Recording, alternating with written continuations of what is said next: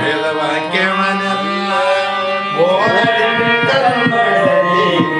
ಬೋಧಿಸುತ್ತ ಜನರ ವೇದಾಂತಿಗೆ ಶಿವ ಸಾಧು ನಿಜ ಗುಣಿಗೆ ಮಣಿಯುವೆನೋ ಸಾಧು ನಿಜ ಗುಣಿಗೆ ಮಣಿಯುವೆನು ನಿಜವನ್ನರಿಸುವ ಶ್ರೀ ನಿಜ ಗುಣಿಯ ಗ್ರಂಥವನು ನಿಜವಾಗಿ ಬೇಡಿ ನಿಜೋನ್ಮನ ಮೊಳಗಿಸುವ ಸುಜನರಿಗೆ ನಿತ್ಯ ನಮಿಸುವೆನು ಸುಜನರಿಗೆ ನಿತ್ಯ ನಮಿಸುವೆನು ಬದ್ಧ ಜೀವರಿಗೆಲ್ಲ ಅದ್ವೈತ ಬೋಧನೆ ಶುದ್ಧರನ್ನಾಗಿ ಕೈಲಾಸಿ ಜಡಿಸಿದ್ದ ಸಿದ್ಧರುಡರಿಗೆ ನಮನಂತೆ ಸಿದ್ಧರುಡರಿಗೆ ನಮನಂತೆ ಬಾಳ ಬಲ ವೇದಾಂತಕ್ಕೆ ಸರಿ ಬಾಳ ಗರ್ಜನೆ ಕೇಳುವ ತನಕ ಬಾಳ ಕೂಗುತ್ತಲಿರುವವೇ ಶಾಸ್ತ್ರವೆಂಬುವ ನದಿಗಳು ಬಾಳ ಶಕ್ತಿಯ ಸಿಂಹ ಗರ್ಜನೆ ಬಾಳ ಕೇಳಿದ ಬಳಿಕ ಕೂಗವು ಬಾಳ ಕೇಳಲು ಬೇಕು ವೇದಾಂತೆಂಬ ಶಾಸ್ತ್ರವನ್ನು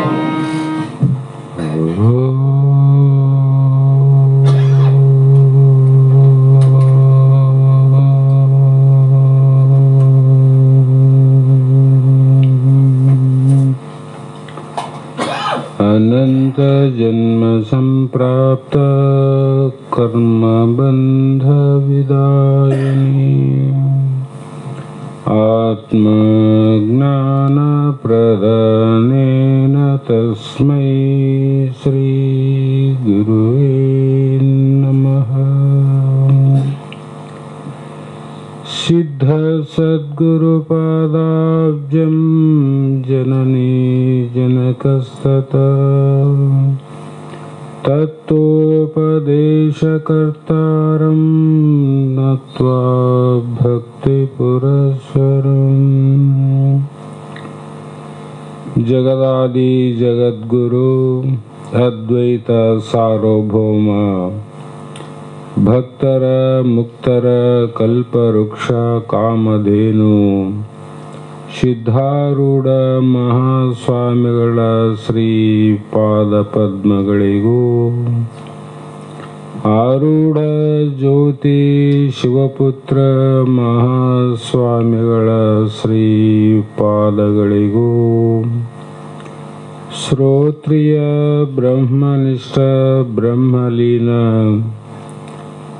ನೇರ ನಿಷ್ಠುರವಾದಿ ಸದ್ಗುರು ಬಸವಾನಂದರ ಚರಣ ಕಮಲಗಳಿಗೂ ಅನಂತ ದೀರ್ಘ ದಂಡ ಪ್ರಣಾಮಗಳನ್ನು ಸಮರ್ಪಿಸುತ್ತ ಸದ್ಗುರು ಸಿದ್ಧಲಿಂಗಪ್ಪ ತಾತ ಕಪಗಲ್ ಇವರನ್ನು ಮನದೋಳು ಪೂಜಿಸುತ್ತ ತಮ್ಮೆಲ್ಲರಿಗೂ ವಂದಿಸುತ್ತ ಈ ದಿನ ಸಬ್ಬೇಸ್ ಜಾಸ್ತಿ ಮಾಡಿ ಶ್ರೀಮನ್ ನಿಜಗುಣ ಯೋಗಿಗಳು ರಚಿಸಿದಂಥ ನಿಧಿಧ್ಯಾಸನ ಪರವಾದ ಪರಮಾರ್ಥ ಗೀತೆ ಎನ್ನುವ ಗ್ರಂಥದ 8ನೇ ಗತಿಯ 9ನೇ ನುಡಿ ಇಂದಿನ ಆಧಾರದ ವಿಷಯವಾಗಿದ್ದು, ಇಲ್ಲಿಯ ಪರ್ಯಂತರವಾಗಿ ಈ ಒಂದು ಗತಿಯಲ್ಲಿ ತತ್ವಮಸಿ ಮಹಾವಾಕ್ಯದ ಅರ್ಥವನ್ನು, ತತ್ ತ್ವಂ ಅಸಿ 3 ಪದದ ವಾಚಾರ್ಥವನ್ನು, ಆ 3 ಪದದ ಲಕ್ಷಾರ್ಥವನ್ನು ಈ ಗತಿಯಲ್ಲಿ ವಸಿಷ್ಠ ಮಹರ್ಷಿಗಳು ಶ್ರೀರಾಮಚಂದ್ರನಿಗೆ ಹೇಳ್ತಾ ಬಂದರು. ಹಿಂದೆ ನಾವು 7, 8, 6 ನುಡಿಯಲ್ಲಿ ತತ್ ತ್ವಂ ಪದದ ವಾಚಾರ್ಥ ಮತ್ತು ಲಕ್ಷಾರ್ಥವನ್ನು ವಿಚಾರ ಮಾಡಲಾಗಿ ಈ 9ನೇ ನುಡಿಯಲ್ಲಿ ಜೀವೇಶ್ವರ ಐಕ್ಯತೆಯನ್ನು ಹೇಗೆ ಮಾಡಬೇಕು ಅಂತ ಪ್ರಶ್ನೆಯಲ್ಲಿ. ಕಾರಣ ಈಶ್ವರನಲ್ಲಿ ಸರ್ವಜ್ಞತ್ವ, ಸರ್ವಶಕ್ತಿತ್ವ, ಪರೋಕ್ಷಾದಿ ಅನಂತ ಧರ್ಮಗಳು ಎಲ್ಲಾವಂದರೆ ಪರಮಾತ್ಮನಲ್ಲಿ ಉಂಟು. ಆ ಪರಮಾತ್ಮನೇ ನಾನಂತ ಶಾಸ್ತ್ರ ಹೇಳ್ತದೆ.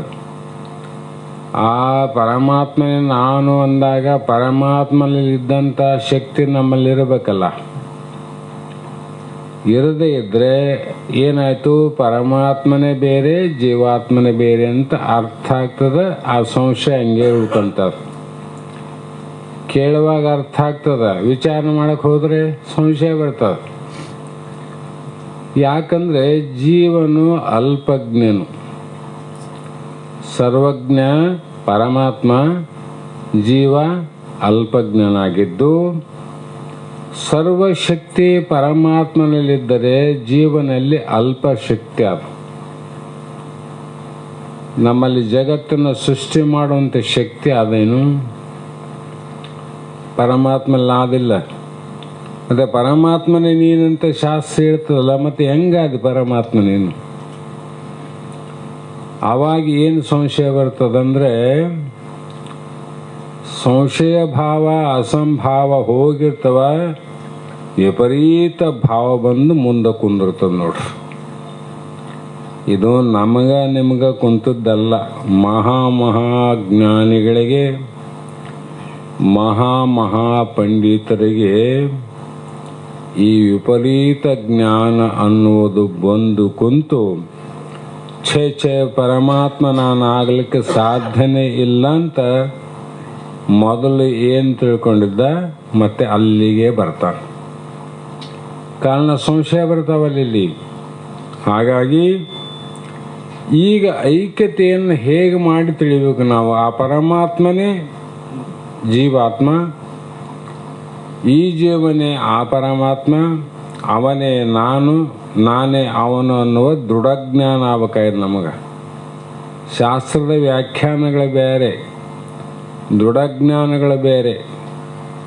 ಇಲ್ಲಿ ವ್ಯಾಖ್ಯಾನ ಜ್ಞಾನದಿಂದ ಮೋಕ್ಷ ಆಗೋದಿಲ್ಲ. ವ್ಯಾಖ್ಯಾನ ಅದರಿಂದ ಮೋಕ್ಷ ಆಗೋದಿಲ್ಲ. ಹಂಗೆ ಆಗೋದಿದ್ರೆ ಶಾಸ್ತ್ರಗಳನ್ನು ರಚನೆ ಮಾಡಿದಂಥವರು, ವ್ಯಾಖ್ಯಾನ ಮಾಡಿದವರು ಮುಕ್ತರಾಗುವುದೈತಲ್ಲ, ಆಗೋದಿಲ್ಲ. ಹಾಗಾಗಿ ಜೀವೇಶ್ವರ ಏಕತ್ವಮಿದೆಂದು ಭಾವಿಸಿ ತಿಳಿ ನಿಜವಿಂತಿಹುದೆಂದು ಘಟಮಟವೆರಡಂ ಬಿಚ್ಚಿದೊಡೆಂತು ದಿತಮುಳಿವುದು ಎಂತಿಹುದು ಆಗಸ ಅಂತು ಮೃಗಜರಗುಜ ಭಾವನೆ ಎಳೆದಂತು ಮಿಗುವುದು ವಿಷ್ಣುತ್ವೇ ಒಂದೆಂತು ಬಿಂದು ದ್ವಯಂ ತೊಡೆಯಲು ಅದೆಂತು ಒಂದಲ್ಲದೆ ದಶಶತವಿಲ್ಲಂತು ಅಂದುಗೆ ಮುಕುಟ ಆಕೃತಿ ಎಳೆದಂತು ಒಂದೇ ಮಿಸುನಿಯ ಗಟ್ಟಿಯದಂತು ಇಂತು ನಿಜೈಕಂ ಬೇರೊಂದಿಲ್ಲ ಮಂತೆ ವಿಕಲ್ಪಂ ಮಾಡಲು ಸಲ್ಲ. ಎಷ್ಟು ನೀನು ಸರಿಯಾಗಿ ಗುರುಮುಖದಿಂದ ಶಾಸ್ತ್ರ ಶ್ರವಣ ಮನನಾದಿಗಳಿಂದ ಸರಿಯಾಗಿಲ್ಲಪ್ಪ. ಹೀಗೆ ಯಾವ ರೀತಿ ತಿಳ್ಕೊಂತಿದ್ದು ಆವಾಗ ನಿನಗೆ ಸಲ್ತದ. ಏನು? ಮೋಕ್ಷ ಅನ್ನುವುದು ನಿನಗೆ ಪ್ರಾಪ್ತಿ ಆಗ್ತದ. ಕೇಬಲ್ ಮುಟ್ಟಬೇಡ. ಹೀಗೆ ಕೇಬಲ್ ಇಲ್ಲಿಲ್ಲ, ಅದು ಸೌಂಡ್ ಅಡ್ಜಸ್ಟ್ ಮಾಡಿ.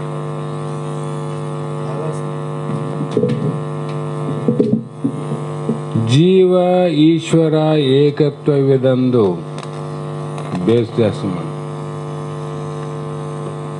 ಇಲ್ಲಿ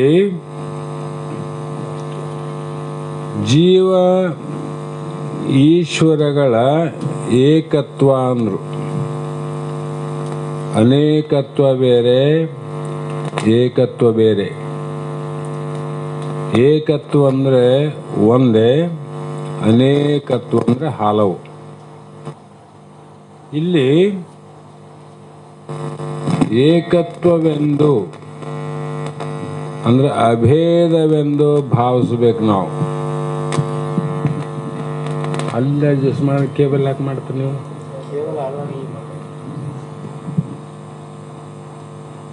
ಅಭೇದ ಬಿಡು. ಅಭೇದ ಅಂದರೆ ಈ ಕೇಬಲ್ ಮಾಡಿ ಒಂದೇ ಅಂತ ಅರ್ಥ. ಏನು ಒಂದು ಅಂದರೆ ಜೀವ ಮತ್ತು ಈಶ್ವರ ಒಂದು. ಹೇಗೆ ಹೇಳ್ತೀರಿ? ನನಗೆ ಸಂಶಯ ಬರ್ತದ. ಈಶ್ವರನಲ್ಲಿ ಎಂತೆಂಥ ಶಕ್ತಿಗಳವ, ಸರ್ವಜ್ಞತ್ವವ, ನನ್ನಲ್ಲಿ ಅಲ್ಪಜ್ಞತ್ವ ಅದ. ಆದರೂ ಕೂಡ ಶಿವ ಜೀವರು ಒಂದೇ, ಬೇರೆ ಇಲ್ಲ, ಅಭೇದ ಅಂತ ಹೇಳ್ತಾರೆ. ಅಭೇದ ಅಂದ್ರೆ ಒಂದೇ ಅಂತ ಹೇಳ್ತಾರೆ.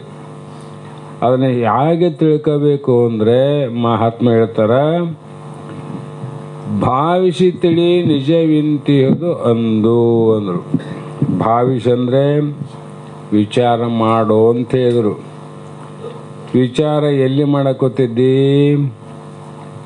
ಆ ತತ್ ತ್ವಂ ಪದಗಳೇನಾವ ಅದರ ಲಕ್ಷಾರ್ಥವಾದ ಅಖಂಡ ಚೈತನ್ಯವೇ ನಿಜ. ಅಖಂಡ ಚೈತನ್ಯ. ಚೈತನ್ಯ ಅಂದರೆ ಚೇತನ, ಅಂದರೆ ಸಾಕ್ಷಿ, ಅಂದರೆ ಪ್ರತ್ಯಗಾತ್ಮ, ಅಂದರೆ ಎಲ್ಲವೂ ಒಂದೇ, ಅರ್ಥ ಶಬ್ದಗಳು ಬೇರೆ. ಅದೇ ನನ್ನ ನಿಜ ಸ್ವರೂಪ. ಅಂದರೆ ಇಲ್ಲಿ ಏನು ಮಾಡಬೇಕಾಗಿದೆ? ಜಡ ಮತ್ತು ಅಜಡದ ವಿಚಾರವನ್ನು ಮಾಡಬೇಕಾಗಿದೆ. ವಿಚಾರ ಅಂದಾಗ ವಿವೇಕ. ಯಾರ ವಿವೇಕವನ್ನು ಮಾಡಬೇಕು ಅಂದರೆ ಸಂಸಾರದಲ್ಲಿ ವಿವೇಕವನ್ನು ಮಾಡೋದಲ್ಲ, ವಿಚಾರವನ್ನು ಮಾಡೋದಲ್ಲ. ಎಷ್ಟೇ ವಿಚಾರ ಮಾಡು, ಎಷ್ಟೇ ವಿವೇಕದಿಂದ ನೋಡು, ಇದೆಲ್ಲವೂ ಕೂಡ ಪುಷಿ ಅಂತ ಮಹಾತ್ಮ ಹೇಳಿಬಿಟ್ರು. ಸುಳ್ಳನ್ನು ಯಾಕೆ ಬಹಳ ಸಲ ವಿಚಾರ ಮಾಡ್ತಿದ್ದಂತ. ಅದು ಆತ್ಮ ಅನಾತ್ಮ ವಿಚಾರವನ್ನು ಸರಿಯಾಗಿ ಮಾಡಿ ಅನಾತ್ಮವನ್ನು ತ್ಯಾಗ ಮಾಡಿ ಆತ್ಮವನ್ನು ಸ್ವೀಕಾರ ಮಾಡಿ, ಆ ಸ್ವೀಕಾರ ಮಾಡಿದ ಚೈತನ್ಯವನ್ನೇ ನಾನು ಅಂತ ತಿಳ್ಕೊ. ಅದೇ ನಮ್ಮ ಸ್ವರೂಪ. ಇಂಥ ಸ್ವರೂಪ ಏನದ? ಅದು ಅಖಂಡ ಅದ. ದೇಹಗಳು ಖಂಡಿತ ಅವ, ದೇಹ ಸೀಮಿತ ಅವ, ದೇಹಗಳು ಭಿನ್ನ ಅವ, ಜಗತ್ತು ಭಿನ್ನ ಅದ. ಆದರೆ ನಮ್ಮ ಸ್ವರೂಪ ಏನದ? ಅಭಿನ್ನ ಅದ, ಅಖಂಡ ಅದ, ಅದ್ವೈತದಿಂದ ಕೂಡ್ಯದ, ಅದು ಅಸಂಗ ಅದ. ಯಾವುದಕ್ಕೆ ಅಸಂಗ ಅದ ಅಂತ ಹೇಳಿದ್ರೆ ಉದಾಹರಣೆ ಅವರೇ ಕೊಡ್ತಾರ. ಹೇಗೆ ಅಂದರೆ, ಘಟಮಟ ಎರಡಂ ಬಿಚ್ಚಿದೊಡೆಂತು ದಿಟ ಮುಳಿದು ಎಂತೇದು ಆಗಸವಂತು. ಮೊನ್ನೆನೇ ಹೇಳಿ ನಾನು, ಇಲ್ಲಿ ಅನಿವಾರ್ಯ ಹೇಳಬೇಕಾಗ್ಯದ. ಘಟ ಮತ್ತು ಮಠ ಅಂದರೆ ಒಂದು ಗಿಡಿಗಿ, ಒಂದು ಮಠ. ಆ ಮಠದಲ್ಲಿಯೂ ಆಕಾಶ ಅಂದರೆ ಬೈಲಾದ, ಕೊಡದಲ್ಲಿ ಬೈಲಾದ. ಕೊಡ ಮಠ ಅಲ್ಲ, ಮಠ ಕೊಡ ಅಲ್ಲ. ಕೊಡ ಮಠ ಆಗ್ತದೇನದು? ಮಠ ಸಣ್ಣ ಕೊಡ ಅದೇನು? ಇಲ್ಲ. ಆದರೆ ಯಾವುದರಿಂದ ಭೇದ ಅದಿಲ್ಲಿ? ಘಟಕ್ಕೂ ಮಠಕ್ಕೂ ಭೇದ ಎಲ್ಲಿಂದ ಬಂತು ಅಂದರೆ ಅದು ಉಪಾದಿಯಿಂದ ಭೇದ ಆಗ್ಯದ. ಕೊಡದ ಉಪಾದಿನೇ ಬೇರೆ ಅದ, ಮಠದ ಉಪಾದಿ ಬೇರೆ ಅದ. ಇವೆರಡನ್ನ ಏಕತ್ವ ಮಾಡಲಿಕ್ಕೆ ಸಾಧ್ಯನೇ ಇಲ್ಲ. ಯಾಕಂದರೆ ಘಟ ಮಠ ಆಗೋದಿಲ್ಲ, ಮಠ ಘಟ ಆಗಲಿಕ್ಕೆ ಸಾಧ್ಯನೇ ಇಲ್ಲ. ಅದರಂತೆ ಶಿವ ಜೀವನಾಗಲು ಸಾಧ್ಯ ಇಲ್ಲ, ಜೀವ ಶಿವನಾಗಲಿಕ್ಕೂ ಸಾಧ್ಯ ಇಲ್ಲ. ಸಾಧ್ಯ ಅದೇನು? ಇಲ್ಲ. ಆದರೂ ಕೂಡ ವಿಚಾರ ಮಾಡಿ ನೋಡಿದ್ರೆ ಸಾಧ್ಯ ಅದ. ಹೇಗೆ ಸಾಧ್ಯ? ಕೊಡವನ್ನು ಹೊಡೆದು ಮಠವನ್ನೇ ಕೆಡವಿದಾಗ ಅಲ್ಲಿರ್ತಕ್ಕಂಥ ಆಗಸ ಒಂದೇ ಆದೋ ಎರಡಾವಲ್ಲಿ. ಮೊದಲು ಎರಡಿದ್ವಿಲ್ಲ. ಮಠದಲ್ಲಿ ಆಗಸ ಅಂದರೆ ಅವಕಾಶ ಇತ್ತು, ಕೊಡದಲ್ಲಿ ಅವಕಾಶ ಬಯಲಿತ್ತು.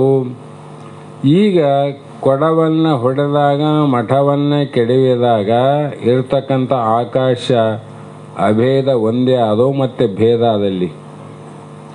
ಮೊದಲು ಭೇದ ಇತ್ತಿಲ್ಲ. 40-50 ಮಂದಿ ಇಲ್ಲಿ ಮಠದಾಗ ಕುಂದಿರ್ತೀವಿ, ಕೊಡದಾಗ ಒಬ್ಬರು ಕೂಡಕ್ಕೆ ಬರ್ತಿದ್ದಿಲ್ಲ, ಭೇದ ಇತ್ತಲ್ಲ. ಈಗ ಒಂದೇ. ಹೇಗೆಯೋ ಹಾಗೆಯೇ ಘಟಾಕಾಶವು ಅಲ್ಪ ಪ್ರಮಾಣವುಳ್ಳದ್ದು, ಅದಕ್ಕೆ ಸಣ್ಣ ಪ್ರಮಾಣದಾಗದ. ಆದರೆ ಮಠಾಕಾಶವು ಮಹತ್ ಪರಿಣಾಮವುಳ್ಳದ್ದು, ಇದು ದೊಡ್ಡದಾದ. ಹೀಗೆ ಇರೋದ್ರಿಂದ ಪರಸ್ಪರ ಭಿನ್ನ ಆಯ್ತು. ಅಲ್ಲಿ ಭಿನ್ನ ಆದಾಗ ಈ ಕಾರಣದಿಂದ ಭಿನ್ನ ಆಗ್ಯದ. ಆ ಕಾರಣ ಉಪಾಧಿಗಳಾದ ಘಟಮಠಗಳೆರಡನ್ನು ಕೆಡಿಸಲು ಸತ್ಯವಾಗಿ ಅಖಂಡ ಆಕಾಶವೇ ಹೇಗೆ ಉಳಿಯುತ್ತದೆಯೋ ಹಾಗೆಯೇ ಜೀವೇಶ್ವರರಿರುವ ಉಪಾಧಿ ಯಾವುದು? ಘಟ ಉಪಾಧಿ, ಮಠ ಉಪಾಧಿ ಗೊತ್ತಾಯಿತು. ಈಗ ಜೀವಶಿವರ ಏಕತ್ವ ಮಾಡ್ಬೇಕಲ್ಲ ನಾವು. ಅವ್ರ ಉಪಾಧಿ ಯಾವುದು ಅಂದರೆ ಪರಮಾತ್ಮನ ಉಪಾಧಿ ಮಾಯೆ. ಜೀವಾತ್ಮನ ಉಪಾಧಿ ಯಾವುದು? ಅದು ಕೂಡ ಮಾಯೆ. ಅಲ್ಲಿ ವಿದ್ಯೋ ಉಪಾಧಿ ಇರೋದ್ರಿಂದ ಅಲ್ಲಿ ಪ್ರತಿಬಿಂಬ ಏನದ ಅದು ಪರಮಾತ್ಮ ಅನಿಸ್ತು. ಇಲ್ಲಿ ಅವಿದ್ಯಾ ಉಪಾಧಿ ನಮ್ಮಲ್ಲಿ ಇರೋದ್ರಿಂದ ಇವನು ಅಲ್ಪಜ್ಞನಾಗಿ ಜೀವನಾದ. ಇವು ಎರಡು ಉಪಾಧಿನೇ. ಅಲ್ಲಿ ಒಂದು ದೊಡ್ಡದು, ಒಂದು ಸಣ್ಣದು. ದೊಡ್ಡದು ಯಾವುದು? ಮಠಾಕಾಶನೇ ಪರಮಾತ್ಮ, ಘಟಾಕಾಶನೇ ಜೀವಾತ್ಮ. ಅಲ್ಲಿ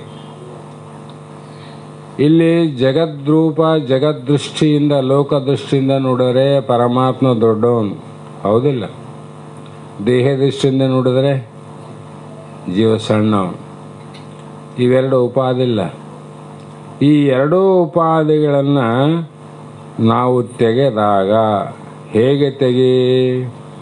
ಆರೆ, ಗುದ್ಲಿ, ಸಲಿಕೆ, JCB, ಟ್ರ್ಯಾಕ್ಟ್ರು ಇವುಗಳಿಂದ ತೆಗೆಯೋದಿರಲ್ಲ. ಖಡ್ಗ ಆಯುಧಗಳಿಂದ ತೆಗೆಯೋದಲ್ಲ. ಹೆಂಗೆ ತೆಗಿಬೇಕ್ರಿ? ಮತ್ತು ಮಠಕ್ಕೆ ಸಾಮಾನುಗಳಿಂದ ಕೆಡೋದಿಲ್ಲ. ನೀನು ಕೊಡಾದರೂ ಒಂದು ಕಲ್ಲಿಂದ ಓಡೋದು ಕೆಡಿಸಿದೆ, ಆ ಓಡೋದು ಸರಳ ಆಯಿತು. ಆದರೆ ಜೀವೇಶ್ವರ ಅವಿದ್ಯೆ ವಿದ್ಯಾ ಅನ್ನುವಂಥ ಎರಡು ಮಾಯ ಉಪಾಧಿಗಳನ್ನು ಇಲ್ಲಿ ನಾಶ ಮಾಡಬೇಕಲ್ಲ. ಎದರಿಂದ ನಾಶ ಆಗ್ತದ? ಯಾವ ವಸ್ತುಗಳಿಂದ ನಾಶ ಆಗೋದಲ್ಲ ಇದು ನಾಶ ಆಗೋದು.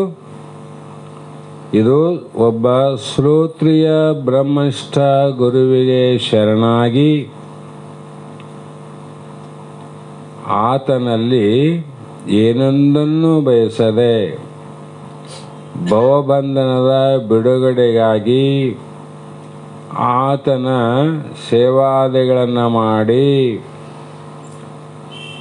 ಶಾಸ್ತ್ರ ವೇದಾಂತ ಶಾಸ್ತ್ರದ ಶ್ರವಣ ಮನನ ನಿಧಿಧ್ಯಾಸನ ಆದ ಮೇಲೆ ಏನು ದೃಢವಾದ ಜ್ಞಾನ ಉಳಿತದಲ್ಲ, ಆ ಜ್ಞಾನದಿಂದ ಈ ಉಪಾಧಿ ಕೆಡ್ತದೆ. ಆ ಜ್ಞಾನ ಆಗೋತನ ಇದು ಮಾತಿನಿಂದ ಕೆಡೋದಲ್ಲ, ಮಂತ್ರದಿಂದ ಕೆಡೋದಲ್ಲ. ದೃಢಜ್ಞಾನ ಆಗಬೇಕು. ಅಭೇದ ದರ್ಶನಂ ಜ್ಞಾನಂ. ಒಂದು ಸಲ ಇಲ್ಲಿಯವರೆಗೆ ಜನ್ಮಾಂತರದಿಂದ ಪ್ರಾಣಿ ಪಕ್ಷಿ ಎಲ್ಲ ಜೀವರಾಶಿಗಳು ತಮ್ಮ ದೇಹದ ಮೇಲೆ ಮೋಹ ಹೇಗಿಟ್ಟಿದ್ದವೋ ಅದೇ ಪ್ರಕಾರ ಜನ್ಮಾಂತರದಲ್ಲಿ ದೇಹವೇ ನಾನಂತ ದೇಹದ ಮೇಲೆ ಬಹಳ ಮೋಹವನ್ನು ಇಟ್ಕೊಂಡು ಬಂದೀವಿ ನಾವು. ಎದರ ಮೇಲೆ ಆದ ಮೋಹ? ದೇಹದ ಮೇಲೆ, ಶರೀರ ಮೇಲೆ ಆದಲ್ಲ. ಅಂದರೆ ಶರೀರ ನಾನು ಅಂತ ದೃಢಜ್ಞಾನ ಆಗ್ಯದ. ಇದರಲ್ಲಿ ಯಾವ ಭಯ ಇಲ್ಲ. ಈಗ ಶರೀರ ನಾನಲ್ಲ ಅಂತ ದೃಢಜ್ಞಾನ ಆಗಬೇಕಷ್ಟೆ. ಶರೀರ ನಾನೆಂಬ ದೃಢಜ್ಞಾನ ಏನದ ಅದು ಅಜ್ಞಾನ ಸಂಬಂಧ. ಶರೀರ ನಾನು ಅಲ್ಲಂತ ತಿಳಿಯುವುದೇನದ ಇದು ಜ್ಞಾನ ದೃಢವಾದ ಸಂಬಂಧ. ಇದು ಆದಾಗ ಅಲ್ಲೇನು ಉಳಿತದ, ಒಂದೇ ಏಕರಸವಾಗಿ ಉಳಿಯುವುದು. ಅಲ್ಲಿ ಬಯಲೊಂದು ಆಕಾಶ ಒಂದೇ ಉಳಿತಿಲ್ಲ, ಮತ್ತು ಜಗತ್ತು ತುಂಬ ಏನು ಉಳ್ಕೊಂಡದ, ಅದು ಏಕಂ ಏವಂ ಅದ್ವಿತೀಯಂ ಪರಬ್ರಹ್ಮ, ಅದೇ ಪರಮಾತ್ಮ, ಅದೇ ಲಿಂಗ. ಹಾಗಾಗಿ ಮುಂದೆ ಇನ್ನೂ ಹಲವು ದೃಷ್ಟಾಂತದಿಂದ ವಿಚಾರ ಮಾಡಿದಾಗ ಭೃಗುಜ ರಘುಜ ಭಾವನೆ ಅಳಿದೆಂತೂ ಮಿಗಿವುದು ವಿಷ್ಣುತ್ವೇ ಒಂದು ಎಂತು. ಅದು ಒಂದೇ ಬಯಲು ಉಳಿತಿಲ್ಲ. ಅದರಂತೆ ಇಲ್ಲಿ ಕೂಡ ಮತ್ತೊಂದು ಪ್ರಮಾಣವನ್ನು ಕೊಡ್ತಾರೆ. ಯಾವುದು ಅಂತ ಹೇಳಿದರೆ ಅಲ್ಲಿ ವಿಷ್ಣುವಿನ ಅವತಾರದಲ್ಲಿ ಹೇಗೆ ವಿಷ್ಣುವಿನ ವ್ಯಾಪಕತ್ವ ವಸ್ತುವೇ ಎಂತೂ ಅತಿಕ್ರಮಿಸುವುದು ಅಂದರು. ಅಲ್ಲಿ ಪರಶುರಾಮನ ಯಾರು, ವಿಷ್ಣುವನೇ. ರಾಮಚಂದ್ರ ಯಾರು, ವಿಷ್ಣುವನೇ. ಆದರೂ ಕೂಡ ತನ್ನ ಅವತಾರದಲ್ಲಿ ಪರಶುರಾಮ ಆದಾಗ ಮತ್ತು ರಾಮಚಂದ್ರನಾದಾಗ ನಾನೇ ವಿಷ್ಣು ಅನ್ನುವುದು ಇಬ್ಬರು ಮರ್ತೋದ್ರು ನೋಡ್ರಿ. ಅವತಾರಿ ಪುರುಷನಾದಂಥ ವಿಷ್ಣುವಿನೇ ಅವತಾರ, ಹೌದಾ? ನಾವು ಮರ್ಯಾದೇನು ಬೇರೆ, ನಾವು ವಿಷ್ಣು ಅಲ್ಲ, ಪರಮಾತ್ಮ ಅಲ್ಲ, ಭಗವಂತ ಅಲ್ಲ, ನಾವು ಮರಿತೀವಿ, ದೇಹ ನಾವೇ ನಾನಂತ ತಿಳಿತೀವಿ, ಇದು ಒಪ್ಪಣ. ಅಲ್ಲೇನಾಗ್ಯದ, ವಿಷ್ಣುವಿನ ಅವತಾರನೇ ಪರಶುರಾಮನ ಅವತಾರ, ರಾಮನ ಅವತಾರ. ಒಂದು ಪ್ರಸಂಗದಲ್ಲಿ ಅವರ ಇವರ ಮಧ್ಯದಲ್ಲಿ ಘೋರವಾದಂಥ ಯುದ್ಧವೇ ನಡೆದು ಹೋಗ್ತದೆ. ಯಾಕೆ ಒಬ್ಬರಲ್ಲೇ ಯುದ್ಧ ನಡೆಯೋಕ್ಕೆ ಸಾಧ್ಯ ಅದೇನು? ಒಬ್ಬನೇ ಗುದ್ದಾಡಿ ಬಂದನಪ್ಪ ಅಂತ ಒಬ್ಬರೇ ಜಗಳಾಡೋಣ ಅಂತ ಎಲ್ಲನೇ ಕೇಳಿರಿ ನೀವು? ಎಲ್ಲಾದ್ರೂ ಜಗಳ ಆದಂದ್ರೆ ಅಲ್ಲಿ ಇಬ್ಬರು ಅಂತ ಅರ್ಥ. ಎಲ್ಲೇನೋ ವಾದ ನಡೆದಂದ್ರೆ ಅಲ್ಲಿ ಇಬ್ಬರು ಅಂತ ಅರ್ಥ. ಅದು ಏನೇ ಒಂದು ನಡೆದಂದರೆ ದ್ವೈತದಲ್ಲಿ ವ್ಯವಹಾರ ನಡೀತದೆ, ಅದ್ವೈತದಲ್ಲಿ ವ್ಯವಹಾರ ನಡೆಯಂಗಿಲ್ಲ. ಅವನು ಒಬ್ಬನೇ ವಿಷ್ಣು ಎರಡು ಅವತಾರ ತಂದೆ ತನ್ನಲ್ಲೇ ತಾನು ಯುದ್ಧ ಮಾಡಿದ ನೋಡು. ಇದೆ ಹಂಗದ ಆಶ್ಚರ್ಯ ನೋಡು. ಯಾಕೆ ಹೇಳ್ತಾರೆ ಈ ಉದಾಹರಣೆ ಅಂದರೆ ಅಂಥವ್ರಿಗೆ ಹಂಗಾಗ್ಯದಂದಮೇಲೆ ನಮ್ಮಂಥವ್ರ ಪಾಡೇನೋ ಸರಿಯಾಗಿ ತಿಳ್ಕೊಂತಾರೆ ಅವರು. ದೃಢಾಗತನ ಬಿಡಬೇಡ ಅಂತ ಆಗ್ಯದಂತ ಕುಂತೀವಿ, ನಮ್ಮದು ವೈತು ನೋಡ್ರಿ. ಮತ್ತೆ ಆಗಿ ಎಷ್ಟು ಆದರೂ ಕೂಡ ಇನ್ನೂ ಆಗಿಲ್ಲ ಅಂತ ಹೊರಟಿವಿ, ಸಾಧನೆಗೆ ಸೋಪಾನ ಆಗ್ತದೆ. ಎಷ್ಟನಾಗಿರಲಿ ಆಗ್ಯದಂತ ಯಾವಾಗ ನಮ್ಮ ಬಾಯಿಂದ ಬಂತು ನಮ್ಮ ಕತೆ ಮುಗಿದೋಯ್ತು. ಅಲ್ಲಿ ಆಗಿಲ್ಲಂತಲೇ ಹೋಗೋದು ಅಂದರೆ ಇದು ಸಾಧನೆಗೆ ಪ್ರೇರಣೆ ಆಗ್ತದೆ. ಆಗ್ಯದ ಅಂದರೆ ಮಲಗಿಸಿಬಿಡ್ತದೆ, ಮತ್ತು ಜಡಭರಿತನ ಕಥೆಯಾಗಿ ನಾನಾ ಜನ್ಮಕ್ಕೆ ಕಾರಣ ಆಗ್ತದೆ. ಹೀಗೆ ಆಗ ಏನು ನಡೀತು ಅಂದರೆ ಅಲ್ಲಿ ಬಿಂದುದ್ವಯ ಅಲ್ಲ, ಅವರಿಬ್ಬರ ಮಧ್ಯದಲ್ಲಿ ಮನಸ್ಸು ಅಳಿದು ತ್ಯಜಿಸಲು ಅಲ್ಲೇನಾಯಿತು, ಮತ್ತೆ ನಾನೇ ನೀನು ನೀನೇ ನಾನು ಅಂತ ಜ್ಞಾನ ಆದಾಗ ಹೌದು ನಾನು ವಿಷ್ಣುವೇ ಅಂತ ಉಳ್ಕೊಂಡು ನೋಡು. ಅಲ್ಲಿ ಯಾರು ಹೋದ್ರೀಗ? ಪರಶುರಾಮ ಹೋದ, ರಾಮ ಹೋದ, ವಿಷ್ಣುತ್ವ ಒಂದೇ ಉಳಿತು ನೋಡ್ರಿ. ಅಂದರೆ ರಾಮನ ದೇಹ ಮಿಥ್ಯ, ಪರಶುರಾಮನ ದೇಹ ಮಿಥ್ಯ. ಪರಶುರಾಮನ ಪರಾಕ್ರಮವು ಭಿನ್ನ, ರಾಮನ ಪರಾಕ್ರಮವು ಭಿನ್ನ. ಪರಶುರಾಮನ ಭೋಗವೇ ಭಿನ್ನ, ರಾಮನ ಭೋಗವೇ ಭಿನ್ನ. ಪರಶುರಾಮೇನು 12 ವರ್ಷ ವನವಾಸ, 2 ವರ್ಷ ಅಜ್ಞಾತವಾಸ ಮಾಡಿದ್ನೇನು? ಮಾಡಲಿಲ್ಲಲ್ಲ. ಅಂದರೆ ಇವೆಲ್ಲ ಬೇರೆ ಬೇರೆ ಆದರೂ ಕೂಡ ಅದರೊಳಗೆ ಒಂದೇ ಇರುವುದು ಯಾವುದು ಅಂದರೆ ವಿಷ್ಣುತ್ವ. ವಿಷ್ಣುವಿನ ತತ್ ಅಂದರೆ ಆ ಶಕ್ತಿನೇ ಇತ್ತು. ವಿಷ್ಣುವಿನ ಶಕ್ತಿ ಅದು ಒಂದೇ ಅದ. ಪರಶುರಾಮನಲ್ಲಿ ಅದೇ ಅದ, ರಾಮನಲ್ಲಿ ಅದ. ಅವರಂತೆ ಸ್ವಗತ ಸಜಾತಿ ಭೇದವನ್ನು ಮೀರಿದಂಥ ಆತ್ಮ ತತ್ವ ಏನದ ಅದು ಒಂದೇ ಅದ. ಅದು ಒಂದೇ. ಅದು ಏನಾಯ್ತು ಅಂದರೆ ಪರಮೇಶ್ವರ ಅಂದ್ಕೊಂಡು ಅಲ್ಲಿ ಶಕ್ತಿಗಳು ಬೇರೆ ಆದವು, ಜೀವಾತ್ಮನ ಶಕ್ತಿಗಳು ಬೇರೆ ಆದವು. ರಾಮ ಪರಶುರಾಮನ ಶಕ್ತಿ ಭಿನ್ನ ಆದಂಗೆ ಪರಮಾತ್ಮನ ಜೀವಾತ್ಮನ ಶಕ್ತಿಗಳು ಭಿನ್ನ ಅದ. ಅದಕ್ಕೆ ಅಧಿಷ್ಠಾನವಾದ ಆ ಪರಬ್ರಹ್ಮ ಏನದ ಅದು ಒಂದೇ ಅದ ನೋಡ್ರಿ. ಆ ಎಲ್ಲವನಲ್ಲಿ ಎರಡು ಇಲ್ಲಲ್ಲ, ಇದಾರಂತೆ. ಎರಡು ದೃಷ್ಟಾಂತ ಕೊಟ್ರಿ. ಈಗ ಮೂರನೇದು ಬಿಂದು ದ್ವಯಂ ತೊಡೆಯಲು ಅದೆಂತೂ ಒಂದಲ್ಲದ ದಶ ಶತಮಿಲ್ಲೆಂತು. ಬಿಂದು ಅಂದರೆ ಸೊನ್ನೆ ಅಂತ. ಅದು ಏನು ಮಾಡ್ತದ ಸೊನ್ನೆ ಅಂದರೆ ಒಂದಾದಲ್ಲ, ಒಂದಿದ್ದಾಗ ಅಲ್ಲಿ ಎರಡು ಅನ್ನುವುದು ಇಲ್ಲವೇ ಇಲ್ಲ, ಒಂದೇ ಅದ.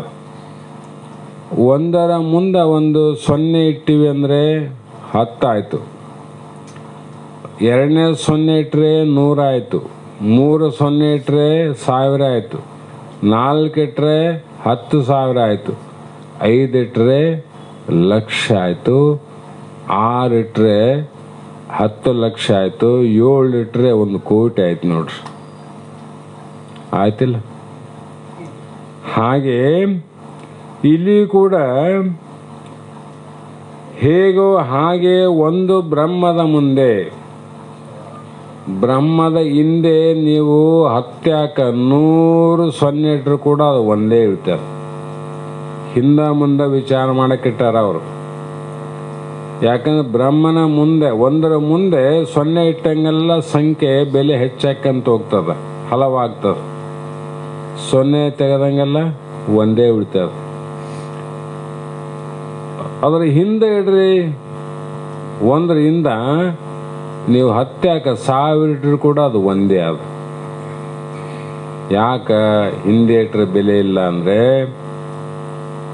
ಆ ಅಧಿಷ್ಠಾನವಾದ ಬ್ರಹ್ಮ ಏನದ ಅದರ ಹಿಂದೆ ಇಡಲಿಕ್ಕೆ ಏನು ಜಾಗನೇ ಇಲ್ಲ, ಸ್ಥಳ ಇಲ್ಲ. ಅಲ್ಲಿ ಪರಿಪೂರ್ಣ ಅದಲ್ಲ. ಪರಿಪೂರ್ಣ ಅಂದ್ರೆ ಏನು? ಹಿಂದೂನ ಆದ, ಮುಂದನ ಆದ, ಈಗನೂ ಆದಂತ ಅರ್ಥ. ಭೂತಕಾಲ, ವರ್ತಮಾನ ಕಾಲ, ಭವಿಷ್ಯತ್ ಕಾಲ, ಎಲ್ಲ ಕಾಲದಲ್ಲಿ ಯಾವುದು ಇದೆಯೋ ಅದು ಸತ್ಯ ಅಲ್ಲ.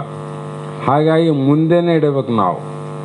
ಮುಂದಿಟ್ಟಾಗ ಏನಾಯಿತು ಅಂದರೆ ಅಲ್ಲಿ ಅನಂತ ಮಾಯ ಸಮಷ್ಟಿ ರೂಪವು ಹೋಗಿ ವ್ಯಷ್ಟಿ ರೂಪ ಪ್ರಾಪ್ತಿಯಾಗಿ ಈಶ್ವರನೆಂದು ಋಷ್ಟಾತ್ಮಕ ಅವಿದ್ಯೆಯನ್ನು ಇರಿಸಲು ಅನೇಕ ಜೀವಾತ್ಮರುಗಳೆಂದು ತೋರಿಬಂತು.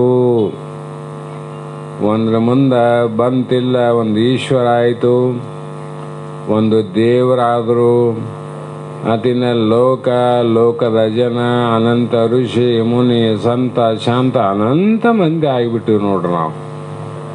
ಇವೆಲ್ಲ ಒಂದೊಂದು ಉಪಾಧಿಗಳನ್ನು ತೆಗಿತಾ ಹೋದಾಗ ಸಮಸ್ಯೆ ಆಗಿರ್ತಕ್ಕಂಥ ಆ ಬ್ರಹ್ಮ ಒಂದು ಉಳಿತಿಲ್ಲ. ಇವನ್ನ ಹಿಡ್ಕೊಂಡು ಬ್ರಹ್ಮ ನೋಡೋಕೆ ಹೋದ್ರೆ ಸಾಧ್ಯ ಇಲ್ಲ, ತೆಗೆದ ನೋಡ್ಬೇಕು ಅಂತೀವು. ಇವನ್ನ ತೆಗೆದ ನೋಡ್ಬೇಕು ನೀನು. ಆ ಕಾರಣವಾಗಿ ಇಲ್ಲಿ ಇನ್ನೊಂದು ಪ್ರಮಾಣ 4ನೇದು ಹೇಳ್ತಾರೆ, ಅಂದುಗೆ ಮುಕುಟ ಆಕೃತಿ ಎಳಿದಂತೂ ಒಂದೇ ಮಿಷನಿಗೆ ಗಟ್ಟಿ ಅದೆಂತೂ ಅಂದರು. ಒಂದು ಬಂಗಾರ ಅದಲ್ಲ, ಆ ಬಂಗಾರವೇ ಆಕೃತಿ ಮೂಲಕ ಒಂದು ಬಂಗಾರದಾಗ ಗಟ್ಟಿ ಅದ, 1 kg ಗಟ್ಟಿ ಅಂತ ಇಡ್ರಿ. ಆ ಗಟ್ಟಿಯಲ್ಲಿ ಅನಂತ ಆಕಾರದ ಆಭರಣಗಳಾಗ್ತಾವ, ಬಂಗಾರದ ಸಾಮಾನುಗಳಾಗ್ತಾವ. ಈಗ ಬಂಗಾರದ ಅನೇಕ ಸಾಮಾನುಗಳಾವಲ್ಲ, ಆ ಸಾಮಾನುಗಳಲ್ಲಿ ಭೇದ ಅದು ಅಭೇದ ಅದು. ಭೇದನ ಅದ. ಬಂಗಾರದಿಂದ ಆಗ್ಯಾವ, ಆದರೆ ಬಂಗಾರದಿಂದ ಆದಂಥ ಆಭರಣಗಳಲ್ಲಿ ಭೇದ ಅವ. ಹೌದಿಲ್ಲ?